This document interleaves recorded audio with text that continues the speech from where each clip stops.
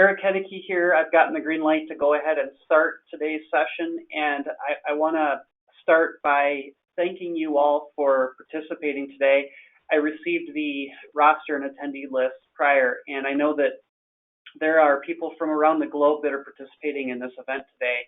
I do appreciate that, and hopefully you can see and hear me just fine and can see my slides. I'm going to go ahead and step through a little bit about what's happening in the healthcare supply chain, specifically to Mayo. But before I do, I wanted to provide a couple of opening comments and statements just for your interest and just sort of to set the stage for what we'll cover in the next approximately 60 minutes. First of all, just thank you again for being here. I know that for some of you, this is not the middle of your workday like it is for me. And so if you're tuning in the evening or overnight, I appreciate your time and your interest in this topic. I do want to also mention that everyone on this call is muted, but I believe that you should all have access to the chat feature within the web meeting itself. In my location here, I have the PowerPoint slides up, but I also have the chat box open.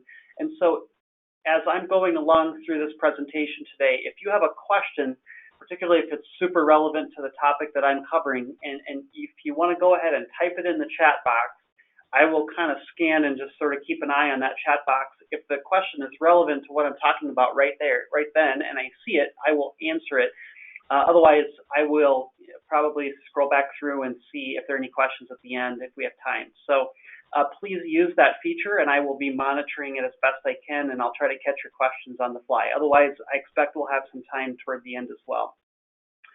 I also wanted to, before I started the formal presentation, just talk a little bit about the current U.S. situation with COVID-19 and specifically how it's impacting the healthcare supply chain.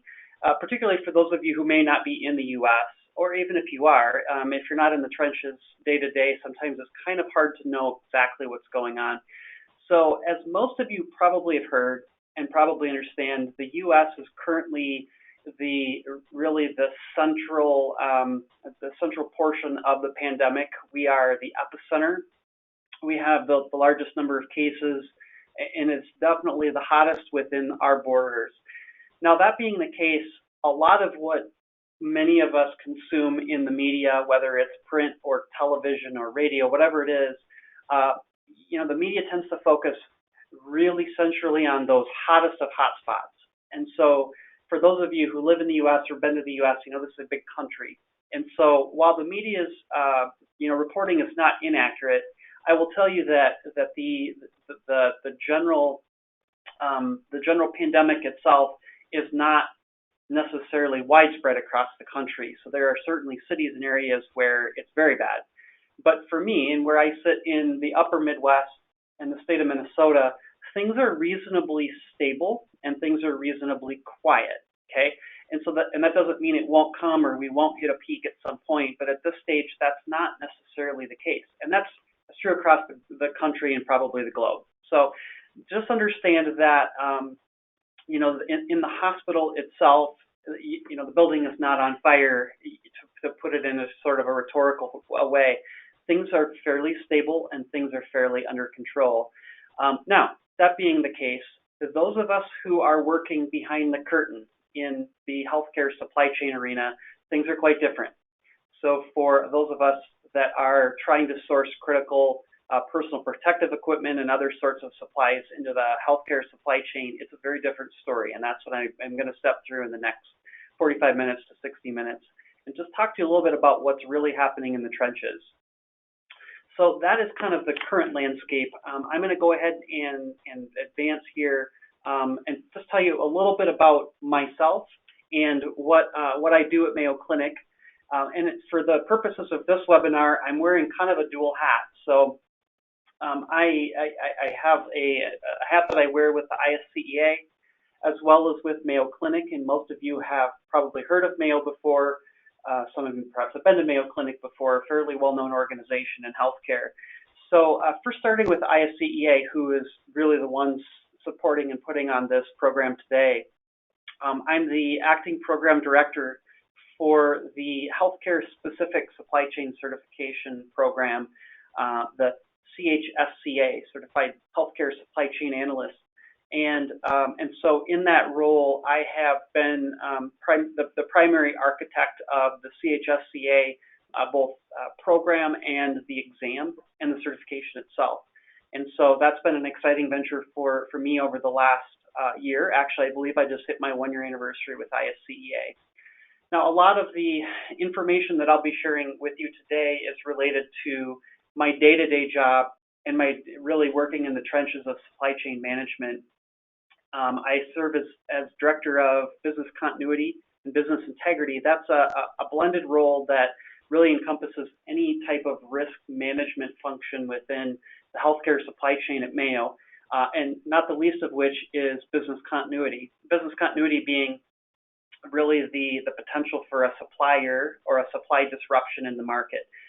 So as you can probably imagine, my function and my team is quite busy these days in managing through a myriad of supply disruption issues, and that's really what we'll focus on for today's discussion, talking through what that looks like, and again, looking at it both from a healthcare and hospital system perspective, as well as those of us who are, again, behind the curtain really doing a lot of the heavy lifting on the supply chain side. So we'll focus on what types of issues and barriers do we have in the healthcare supply chain. And trust me, there are many, many of them at this point in time. So that's just a little bit about myself. And I've been at Mayo for just shy of 13 years, pretty much all of them in supply chain, pretty much all of them in the risk management. My trade, my background and training is in finance and accounting. So that's a little bit about myself. Just a bit of information on Mayo Clinic. I think it's sometimes helpful to understand kind of the scope and scale of who Mayo is, what we do, and our footprint both domestically and globally, which has changed quite a lot in the last even 5 years or even a couple of years. First and foremost, Mayo is a not-for-profit and academic medical center. And what that means is a couple of things. If you zoom into the lower left-hand side of the screen, you'll see the Mayo logo. You'll notice it's a 3-shield logo.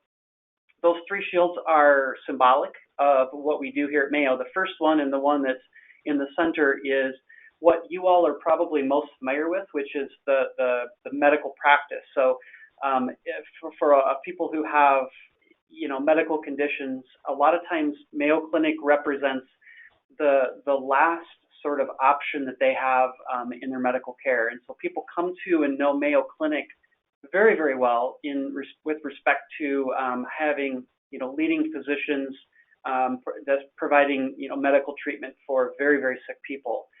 People come to Rochester, Minnesota, specifically from all over the world. We're known as a destination medical center, and I'll talk a little bit about some of the challenges that presents in today's environment, being a destination medical center with impacts to travel. But the other 2 shields are equally as interesting and important to our mission. The first one represents the research shield. So we do a tremendous amount of lab research in our facilities, all our facilities, primarily what we call the group practices, which exist in Rochester, Minnesota, Phoenix, Arizona, Jacksonville, Florida. And then the third one is the education shield. So we also have a medical school, and that's why we're referred to as an academic medical center. Some 2008 stats, we were ranked the #1 hospital in the world, but based on the U.S. News and World Report. That is a proud achievement that we've had now for several years. It shows you a little bit about our realized revenue in 2018. We do employ 60,000 people. About half of those are in the flagship campus, which is where I'm based in Rochester, Minnesota. Now, I'll talk a little bit about some of the staffing implications of COVID-19 and how it's impacted the supply chain. But just to put it in context, 30,000 people reside here in Rochester. The city of Rochester is only about 100,000 people. So you can do the math. Mayo is a very large footprint in our community. And as you can imagine, the other 70,000 that don't work directly for the clinic very likely work for some peripheral service or indirectly for the clinic. So as the clinic moves, the city of Rochester moves. And I'll talk about some of the implications that COVID has had on our on our financial status, as well as our staffing model coming up here as well. We operate 22 hospitals. You probably are most familiar with, the 3 primary Mayo Group practices. And it talks about our global footprint. So we are now in some parts of the Middle East formally with partnerships in England, but we also have a tremendous number of people that travel to the United States and primarily to the city of Rochester to conduct their care. So again, you can probably start to understand already, before we go too far, how this pandemic has hit Mayo Clinic financially, considering most travel is suspended at this stage. Just a few quick statistics as it relates to the Mayo Clinic supply chain. We have about actually over 700 people now. It says 665, over 700 people that work in the supply chain division. And a lot of those are logistics types of functions that exist at our campuses. Probably nearly a third of those are logistics associates and people who work in that space. But we also provide, full contracting services through supply chain, full procure, sourcing, payables, clinical value analysis, which is looking at what products are right and appropriate for a medical facility like ourselves. So a lot of staff, budget of about $50 million this year. We're also part of a group purchasing organization, or GPO, Captus. Captus is part of a larger organization called Vizient, based out of Dallas, Texas. And we do some services for Captus as actually a service provider, contracting primarily. And then our healthcare has been recognized as one of the best in the nation amongst our peer group. In 2015, we were ranked #1, and this actually was not just hospitals. This also was inclusive of distributors. So we were up against for-profit, publicly traded types of entities. We've been in the top 10 list for quite some time.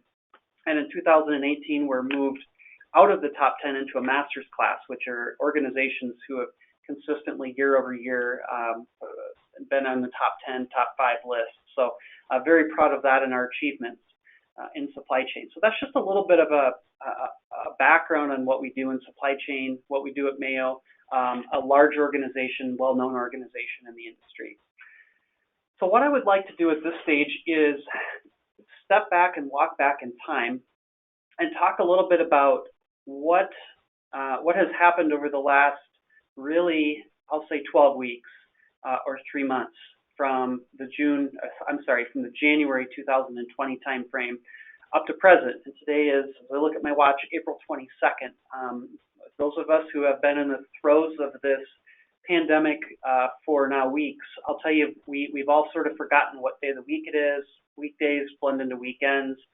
It's been pretty intense the last few weeks. And so I just want to kind of step you back in terms of a timeline and when we started to see and feel implications and impacts in our healthcare supply chain, and then more broadly, when we started to really see some of the implications coming forward with the larger healthcare industry. And again, my viewpoint is from Mayo's perspective.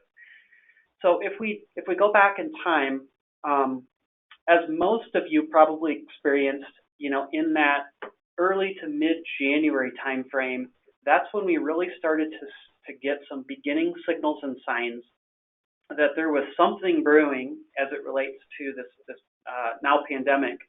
At that stage, we really didn't know what was accurate and what to believe, but we were just starting to get some very early senses that there was this new virus that was emerging in Asia, and it was, again, you all know this. It was very specific to China, and it was very specific to Hubei province. So a very isolated, very contained, at least that was the perception back in that mid-January timeframe. And I think that all of us would agree that at that stage we really had no idea that this event would trigger into the event that we've seen now. And that was true largely in the healthcare supply chain as well. But I do want to point out a couple of things as I go to the next slide, and that is Mayo Clinic has a an early response system that's managed through my team, through the business continuity team. And as we were studying what was happening in China, we were starting to get some early indicators that this could trigger into a larger supply chain issue. And so let me talk a little bit about what my group does in this space, and I think that it'll help to kind of shape Mayo's response, and one of the reasons that Mayo has weathered the storm thus far quite well. So the business continuity team that sits within the Division of Supply Chain at Mayo has a series of tools that we use as monitoring devices that connect directly into the global supply chain. So we have tools that are available to us that provides us real-time types of data, and most of the data that we receive are public types of media sources. So we get several daily feeds that present to us certain issues, whether it be weather events, geopolitical events, health events, you name it. And so we're constantly receiving inputs that signal to us that there is some sort of a disruption in the world, okay? And that can be anything from as simple as, a fire in a manufacturing facility that has nothing to do with healthcare. By the way, it could be a car industry, it could be a financial institution, whatever it is, all the way through to significant cyclones or hurricanes that are in an ocean that are hitting a certain land at that moment. And so, as you can imagine, there are dozens, if not hundreds, of events that are happening at any point in time in the world. So it's a lot of data to sort of plow through, and really you have to be very careful about what it is you focus your time and attention on. We also have some tools available to us that help us understand where our manufacturing and our distributor base is located throughout the globe. And so we proactively have reached out to our primary supplier base, and we've asked a relatively simple question, and that is, where is your manufacturing and distribution footprint? Now, the reason we do that is because if we are receiving if we're receiving news feeds of events that are taking place around the globe, and we know where those events are taking place, and subsequently we have information that tells us where our supplier base is located, we can marry those two together. And we can say, and we did in this instance, an emerging viral type of scenario in China. And in China, we have vendor A, B, C, and D, and those vendors provide for us products, X, Y, and Z. Okay, so it starts to help us wrap our minds around what types of disruptions may be present or forthcoming to us later in the future. And so this is a constant 24/7 surveillance that we're doing of our supplier base. At this stage, and as things started to heat up in Hubei province and in the kind of the larger mainland China, we started to recognize pretty quickly that we had some very significant suppliers that had a footprint in that country. And given what we were learning about what was happening with borders being closed, with lockdowns being imposed, as well as the Chinese New Year, by the way, which was also happening at the same time, we started to realize fairly quickly that even if this virus didn't spread outside of China, this was going to be a significant supply chain event for healthcare. And so our internal processes alert us to that, and we stood up what's called an emergency operations center, which is spearheaded by the business continuity team. And really that's primarily intended to be a communication portal, pulling the right parties together, assessing risk, determining what to do next. Okay, so that was stood up, I believe it was the last week of January as we started to recognize this risk. And I'll say that most hospitals probably did not realize by that stage that they were in trouble yet. And so we had some early indicators at Mayo that we were probably going to have some issues. We didn't expect the issues that eventually hit us, but we had some early indicators. So at the same time, Mayo Clinic as a whole and supply chain started to, as you would expect, respond to additional news coming out of China. And that was things like, the Chinese New Year was going to be extended, that full cities were going to be in lockdown, that people were not going to be allowed to move from their homes, which also meant, of course, that people wouldn't be allowed to go to manufacturing facilities, produce the products and supplies that we are anticipating and would need. Even before the pandemic came to the U.S., we would need those supplies. And so, given what Mayo Clinic was starting to see and what supply chain was starting to see, the Mayo organization made the decision to stand up what's called Healthcare Incident Command System, or HICS. And that's a fairly widespread term within the industry, where really the practicing clinicians and emergency management staff start to talk, meet more formally, collaborate, and make plans for when and if it gets worse, the situation gets worse. And of course, as we know now, it did in fact get worse. At the same time, the supply chain business continuity team, they shut down the Emergency Operations Center formally and stood up instead a supply chain management managed command center. That command center still exists today and is a 24/7 command center that is constantly assessing pockets of risk that we have in supplies. And a lot of you have heard on the news, PPE. PPE has become a very common, sort of phrase. And that can mean a lot of different things to a lot of different people based upon hospital system, the position that you're in within that hospital system.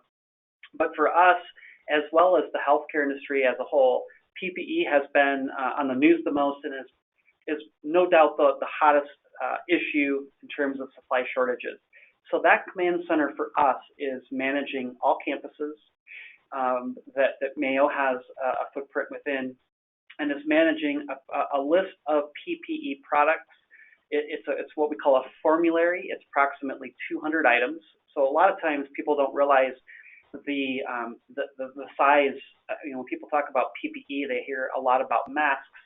Maybe they hear about face shields, gloves, hand sanitizer. There are many, many more items that fall onto a PPE list. So we're managing a couple hundred critical items at this stage, and managing the supply chain flow. So order placement to supplier, where's that product coming from, when will it arrive? And so I make it sound very simple, but it's actually quite complex with the limited ability that we have to import products now. That's creating a lot of disruption in the market. So that command center is stood up. It runs 24/7. In fact, in the last hour, I just got off our daily call with the command center, where they provide daily updates to all relevant staff at all of our campuses. And so that's stood up now. And really, the goal of the command center is to strategically source exactly what it is that the clinic needs, but also having a view forward and saying, okay, today our PPE needs are this, next week our PPE needs will be this, but in a month, 2 months, 3 months, 6 months from now, what will our PPE needs look like? And that's, as you can imagine, that's a difficult thing to predict at this stage. And I'll give you a couple of reasons as to why that is here in some slides coming up. At the same time, the business continuity team has continued its exercise of mapping suppliers. So we don't have all of our suppliers mapped. We have critical suppliers and only about 50 of them. We have thousands of suppliers that we do business with. And so that team continues to add new suppliers and their maps to our existing database. I wanted to show you, and this was as of this morning, what the United States looks like. This is a state-by-state view of what the U.S. looks like with respect to active COVID cases. And I don't have the key. I just realized I didn't attach it, but the darker browns indicate the areas of concern where the pandemic has spread most visibly. Now, we at Mayo are in the upper Midwest in Minnesota, so we're doing pretty good as it compares to the rest of the United States. Our other campuses are in Arizona in the Southwest. They're slightly worse than us, and then in Florida, Jacksonville, Florida, and they're the worst of the states that we have a footprint in. Florida is the most under duress at this stage. So that's as of this morning. And again, a lot of people don't realize that even though here in Rochester right now we are not experiencing a surge, and we're not, our ICU capacity is fine. all those things. We're relatively stable here in the Minnesota area, but when you have pockets of where the epicenter is at, so New York City is the one everybody's hearing about right now, what happens is the bulk of critical supplies, healthcare supplies, tend to go toward those areas that are hardest hit. And so really the global healthcare supply chain is one of competing with, unfortunately, other hospitals in the network.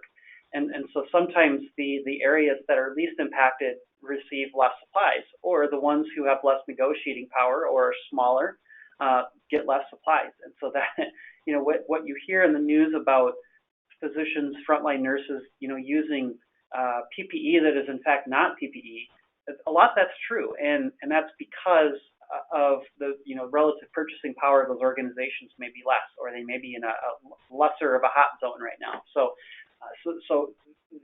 what's happening at another health system has a very large ripple effect into other health systems, including Mayo Clinic. So about, it's hard to remember, 4 to 5 weeks back, Mayo made a very quick and hard pivot with respect to the healthcare delivery.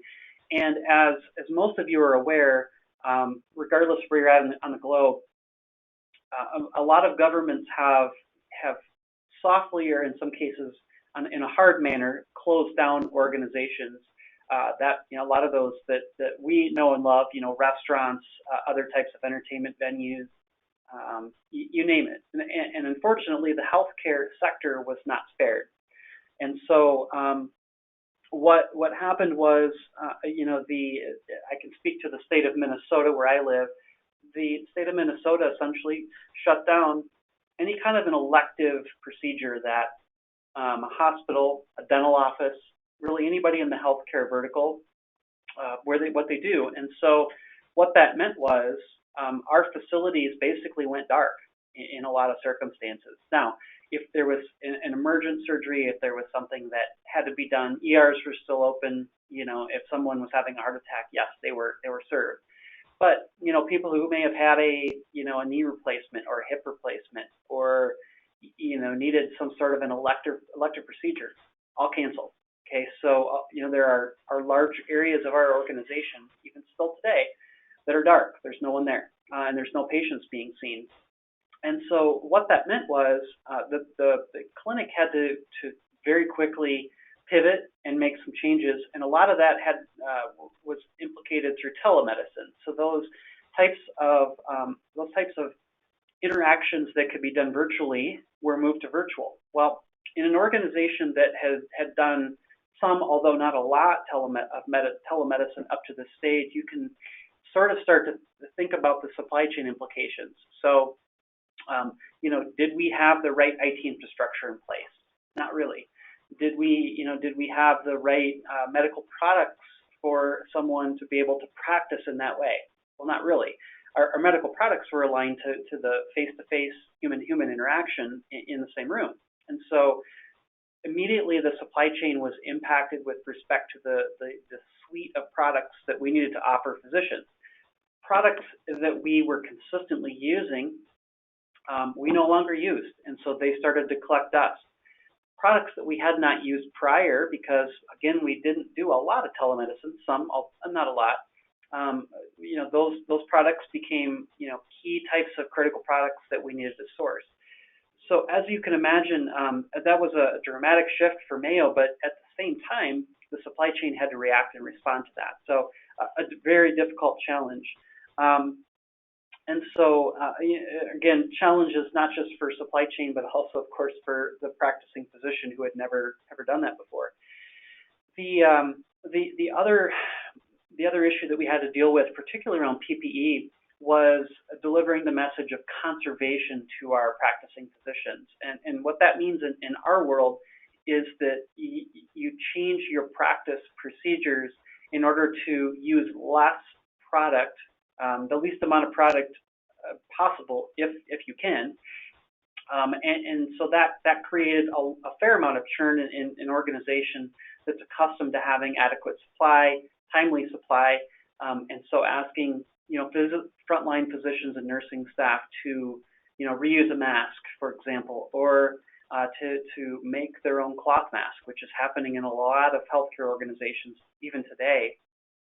Difficult discussions. So those were some changes that supply chain specifically had to pivot toward and address in a fairly quick manner. Okay, so moving forward, and this brings us a little bit closer to present day. As most of you are aware, the Centers for Disease Control almost on a daily basis update their guidance and their recommendations as to how people are to interact with one another, and that includes the hospital systems. So as of yesterday, here at Mayo, everybody is required, if on campus, to wear a mask. And you see, I'm not wearing one. I'm doing a webinar right now, but if I'm back at my desk and I'm still on campus working at my desk, I'm required to wear a mask. Now, I don't work in a patient area, and so you can imagine the implications of utilization of masks. In that example, when anyone who has never previously been, frontline or interacting directly with patients is told, tomorrow you need to wear a mask. And so the supply chain organization has been required almost on a daily basis to adjust, change, and source additional product in concert with and in alignment with the practice and the way that the practice is making their decisions. And so, that's been a real challenge to us in saying PPE is in short supply. The demand for PPE has gone up, even outside of healthcare. A lot of people now want to buy masks, and you can't really go to the store and buy them at this stage. Plus, we're now masking all guests, all visitors, all patients, and all staff. And so it's a has huge implications as to the demand and how the demand spikes now that we are using so much more PPE. And as you can imagine, there's no extra supply. So your basic economics tell you that there are some problems there. So that's been a really, really big challenge. Another thing is that supply chain has been forced, and we have been forced to source in a non-traditional way. And what that means is we've had to actually reach out to organizations that do not historically and traditionally provide healthcare products and ask them to do so. A couple of examples for you. We have a company that's based in Florida. Their primary and their core business is selling swimwear. And right now, that organization is selling no swimwear and is instead producing for us about 5,000 cloth masks per week and selling them to Mayo Clinic. Okay, so not a traditional supplier by any stretch, but we're using them as a core and key supplier in providing cloth masks to our staff. Here in the Minnesota area, about 60 minutes away from Rochester, there's an organization that's an agile manufacturing company, and they are being shipped raw materials and are constructing about, I believe it's about 6,000 to 8,000 face shields per day for our organization. And so then, of course, we have those shipped to Rochester, or somebody goes and picks them up, brings them in, and redistributes out to the organization. So we've had to really think about how we source in the supply chain very differently than what we're accustomed to. Going to suppliers that we've historically used has, in a lot of cases, been not useful because they don't have the supply. They're completely overwhelmed, and so we've had to go to some non-traditional suppliers. Now, as you can imagine, that has added some elements of risk to the healthcare supply chain. So we are dealing with players now that we've not dealt with before, and we've had to, in some cases, well, in all cases, we've had to be very cognizant of the specifications that we've given the suppliers with how we expect the product to function, to protect our staff and our patients. So a very, very different world we live in. And unfortunately, this has created a whole new market of fraudulent vendors and legitimate brokers who broker in the industry but have never actually brokered healthcare supply chain types of products before.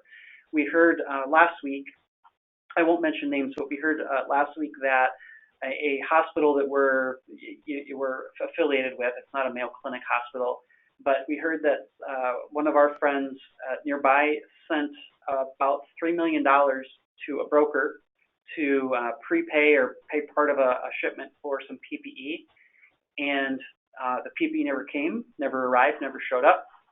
When they went to check with their bank about where their $3 million was, the account had been closed and the money was gone.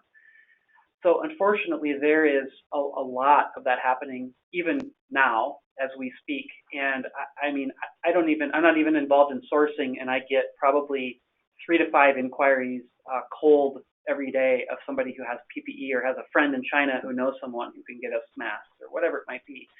And so there's a whole secondary market that's emerged, and unfortunately, a lot of what we have seen has been fraudulent or completely counterfeit, or the product, you actually put the mask on and there's no filtration. I mean, all kinds of bad things that are happening. So, so some real tough challenges in that respect.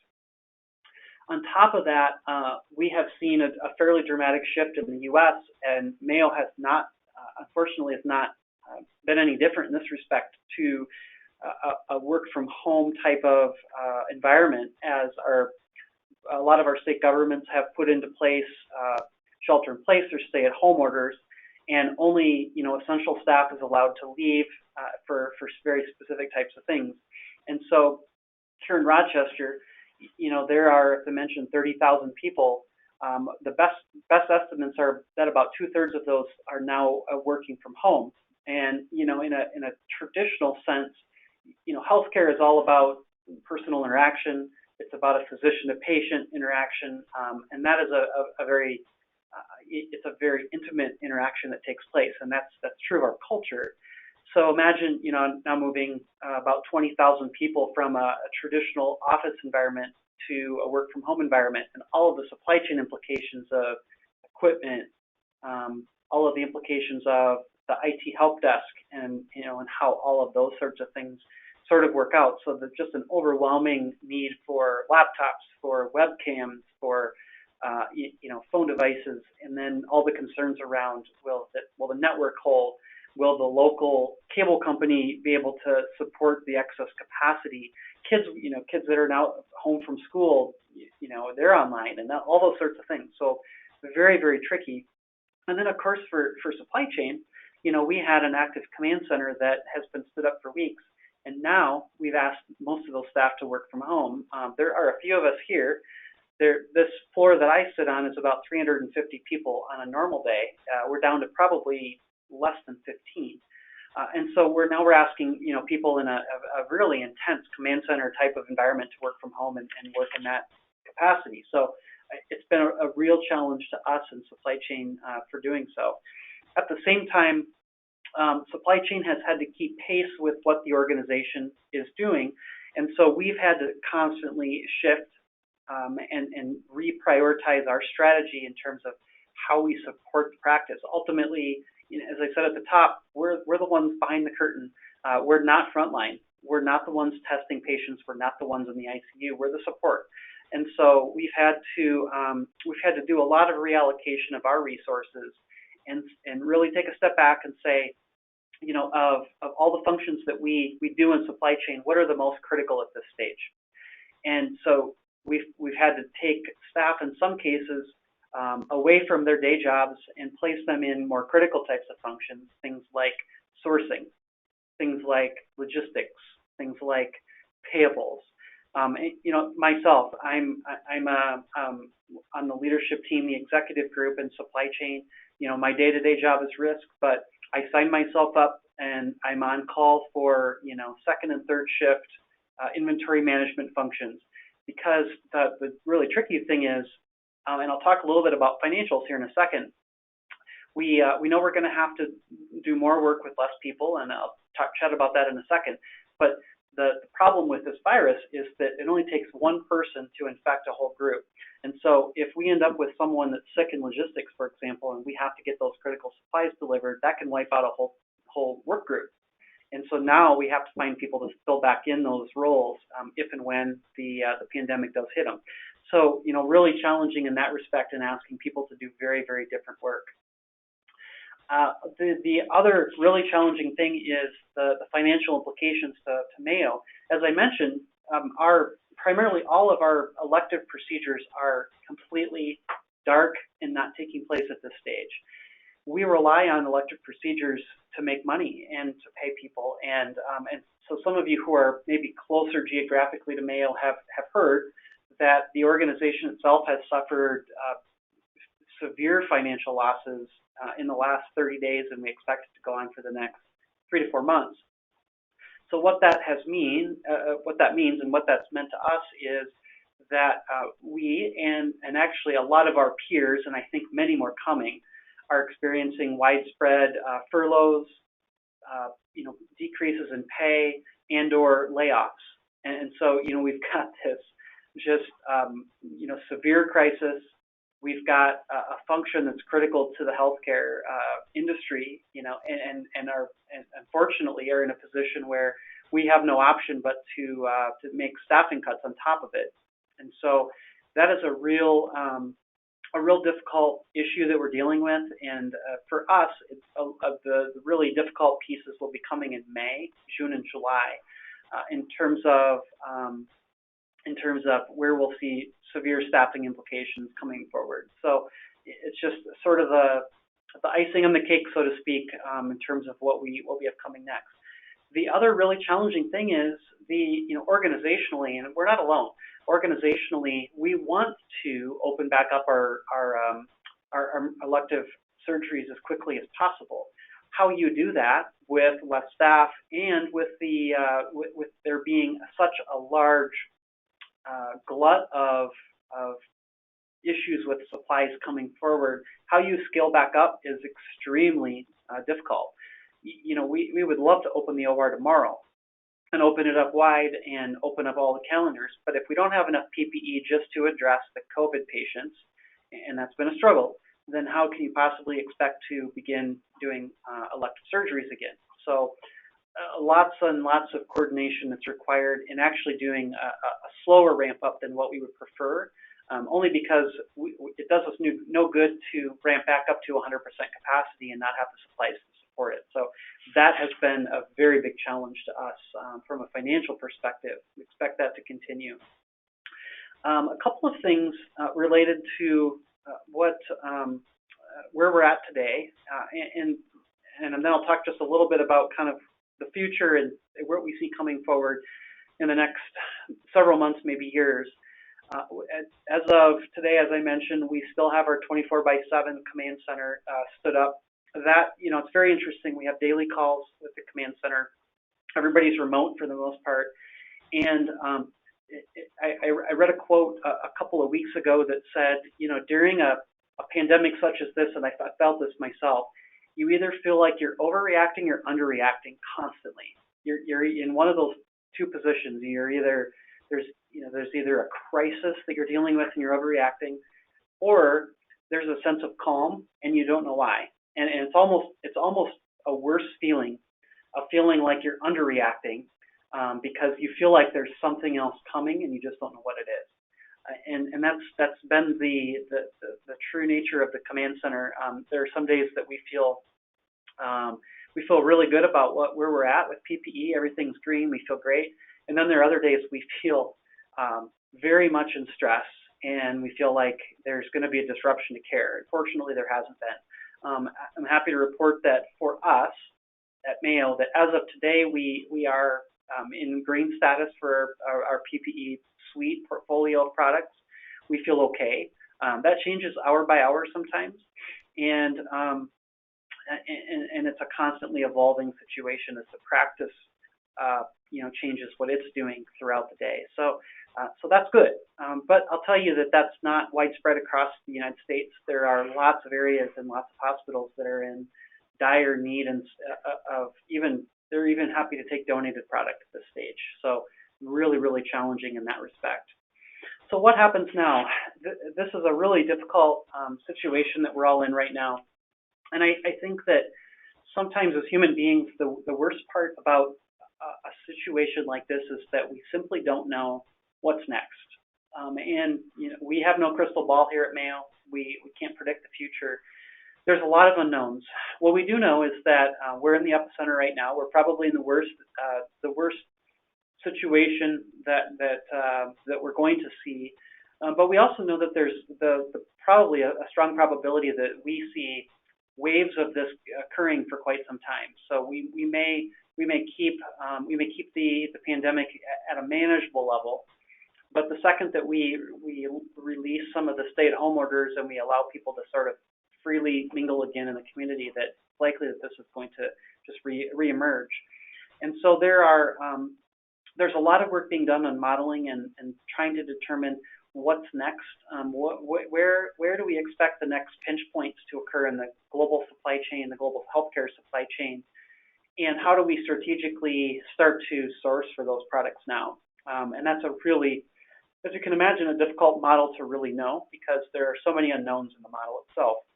But well, here's some things that we think we know, and that is, outside of PPE, we know that there are very likely going to be significant and probably very severe bottlenecks in the healthcare supply chain industry. And by the way, that's not just healthcare. That's IT, automotive, fuel. All of those sorts of industries are going to feel this for a while. Just this morning, we heard that there are approximately 1,000 planes sitting in China right now that are bottlenecked. They can't get them out of the airport quick enough, and they're carrying medical supplies in most cases. So that could go on for months, and we don't know what implications that has yet, but we expect that they'll be quite high, quite severe. We also don't know geopolitically what countries will do. So, any country at any time can lock down their border and say, we are not exporting any products any longer. We're keeping them for ourselves. And there's nothing we can do about that. From a U.S. perspective, it's interesting because in some cases, imports, we've heard, imports are being, scanned and scrutinized and in some cases confiscated. Sometimes that's because the products perceivably are counterfeit, but in some cases they may actually be reallocating those critical supplies to other healthcare organizations, which of course is a noble thing to do, but it leaves everyone else short. So there are just a tremendous number of downstream implications that we're seeing in the supply chain network right now. And then, as phase 2, phase 3, however long this pandemic goes on, as it hits, countries over and over and over, what does that mean to the global supply chain? And what types of disruptions do we expect? If I were to predict personally, I think that we have probably several months of disruption taking place. I don't expect the healthcare supply chain to get back to any kind of normality for probably this year and possibly even into next. But on a larger scale, I do think that there are some implications to countries in bringing manufacturing back into their country because selfishly we know that we can rely on products coming to us that are within the U.S. borders. We don't necessarily know for sure what will make it to us, if anything, outside of the U.S. borders, and if it'll even get out of another country and into ours. So I think there are probably some large implications coming once the pandemic is behind us, but we probably have several waves and several months of this ahead of us yet. So lots of challenges that lie ahead. With that, I just wanted to mention, because this was an ISCEA sponsored event, I also wanted to mention the CHSCA, which I mentioned at the top. I'm leaving some information here on this slide regarding some upcoming sessions that are taking place. They're online sessions, and we always have new events that are coming forward on the calendar. As you can imagine, right now the calendar is gearing itself more toward online instruction instead of face-to-face, and I think that'll probably be true for a while. I'm also leaving my contact information for anybody that would like to reach out to me. And finally, I see a couple of questions here in the chat that I'm going to read really quick, and I will. We've got about 10 minutes remaining. I'll go ahead and answer these questions first, and then I believe Global Desk, you are able to unmute the phones. Give me just a second to answer these couple questions if you would, and then I think we'll be fine to open up the phone lines here to any questions that we have remaining. So let me just read these questions here and I'll see if I can address them. So the first question is asking around if it's possible to build local capacities for making PPE. And is Mayo looking to reconfigure its supply chain to makeshift manufacturing and distribution? Yeah, great questions. So the short answer is yes. What we've had to do with some of our non-traditional sourcing methods recently has been exactly that. It's building the local capacities in order to produce kind of on the fly and on the spot critical supplies that we're short of. So the example that I gave of the flexible manufacturing organization that's about 60 minutes from Rochester is exactly that. So this company generally produces, as I recall, IT processors or something in the IT space. They're not a healthcare provider traditionally. And so what Mayo did was we said, hey, we've got a critical need. Are you willing to essentially shut down your operation, your existing manufacturing operation, and stand up an operation specifically for face shields? So it's you see a lot of it on TV, the full headgear with the clear face shield that comes in front of their face. And so that's exactly what this organization is doing for us. And by the way, that's particularly tricky because we have to be sure that it meets, both the CDC as well as Mayo Clinic's criteria in terms of safety, efficacy, all those things. Not to even mention cost. So there's a lot of things to do there. Now, I think the larger question here, though, is on a long-term basis, might we consider different ways to source product and manufacture product? I think that's an interesting question. I think as a healthcare supply chain as a whole, we're going to be forced to seriously consider whether our traditional supplier and vendor base is our best method and our most strategic method, quite frankly, to partner with in the long term. And what I think is possible is that we start to see an emergence of non-traditional manufacturers, and maybe they focus on just niche products that are critical to the healthcare supply chain, and they become, a local manufacturer / distributor for us and for other healthcare organizations. I think that's likely, and I hope that that's a lessons learned coming out of this pandemic. So, great question. Thank you for that, Mohib. And then I have another one here.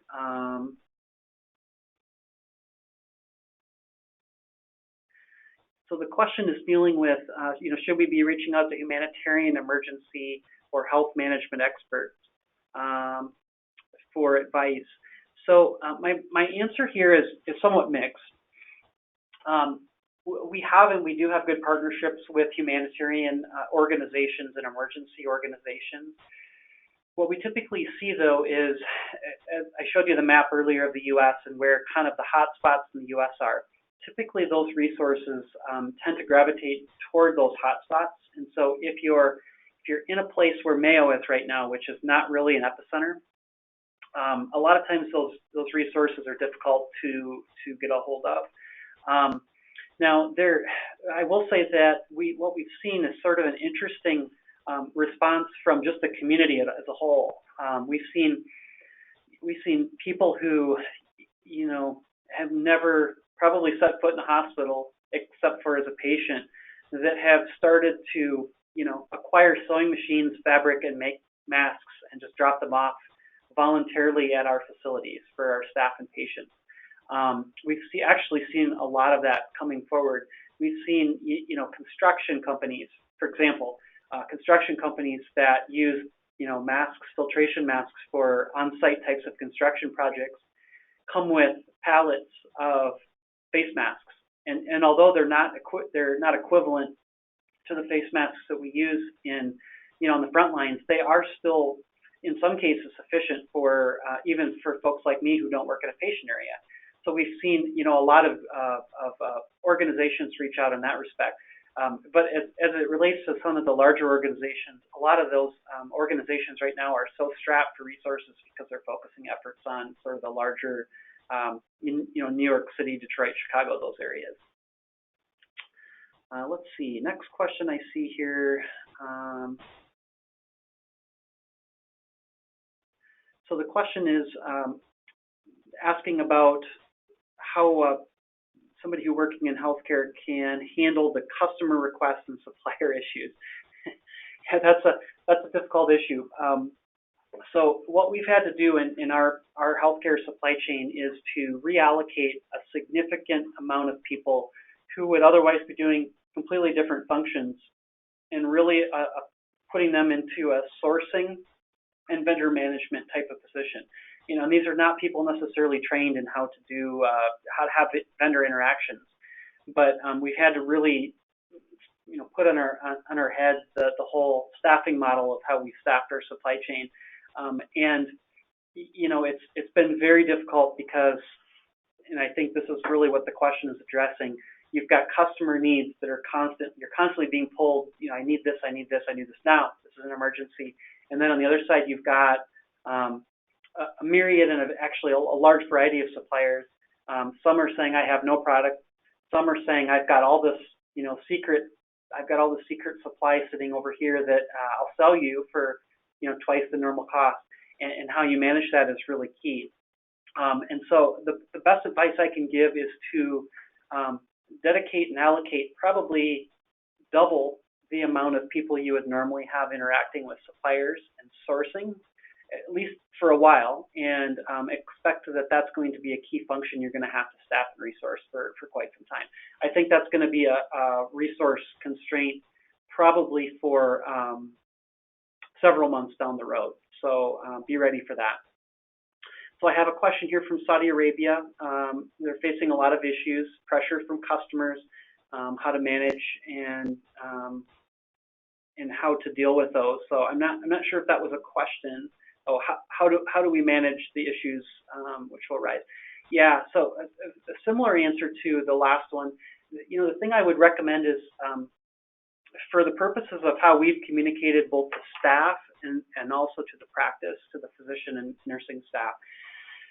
My recommendation would be that you stand up some sort of a command center, or sometimes they're called a nerve center, or sometimes they're called emergency operations, whatever you call it.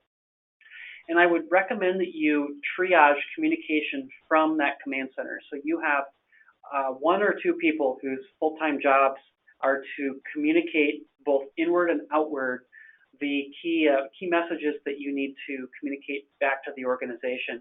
What we have found is, and this is true in any crisis, is that customers just flood the phone lines and they call the person they know the best in a time of crisis. And a lot of times those are the people that you need talking to, a supplier, for example, and not necessarily managing internal communications.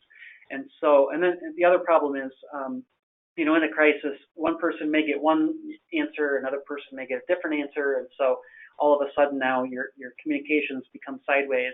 So I would recommend that you manage communication through a central portal or central person or central group, and you disseminate the information outwardly and through that central group. Hopefully that will help. All right, next question. We've got a couple minutes here. After experiencing shortages, what will be the future steps for the companies? Will they reduce supply? Will they reduce supply chain sourcing outside of their country? Yeah, good question. So this question is really dealing with the manufacturing question, which is, do we continue to allow manufacturing to take place just, in these few countries? My sense is that that I'll say that depends. There are implications to bringing manufacturing back into country, regardless of which country you're in. There are implications to bringing manufacturing facilities back in. Infrastructure costs, labor costs. There are a lot of reasons why countries choose not to produce things in country. And I think that the question we have to ask ourselves is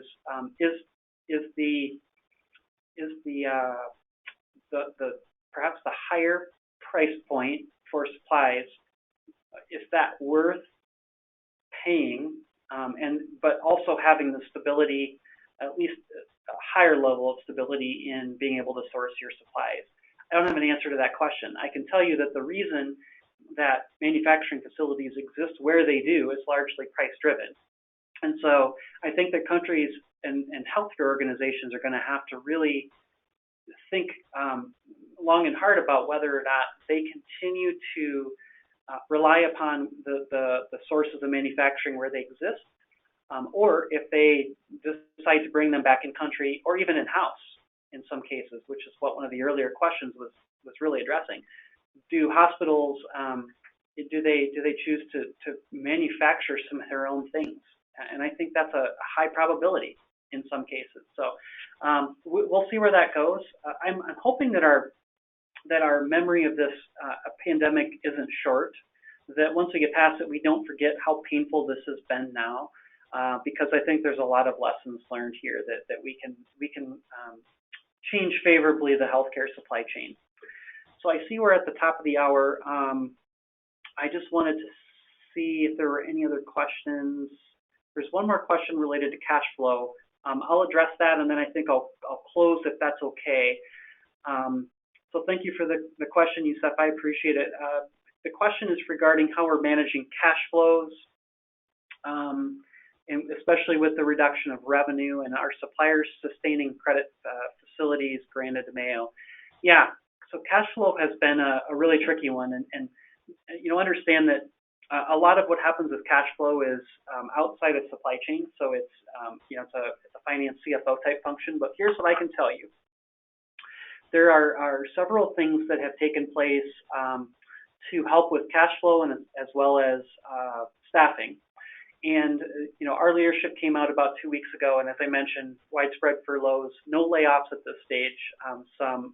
Those of us who are our exempt staff are taking pay cuts temporarily. So that's one cash flow strategy in the short run, is reducing salary expense.